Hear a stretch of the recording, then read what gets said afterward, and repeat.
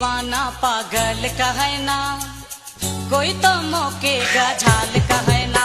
हो कोई दीवाना पागल कहे ना, कोई तो मौके का झाल कहे ना। बिना पियल कर मौके मातल कहे ना, कोई दीवाना पागल कहे ना।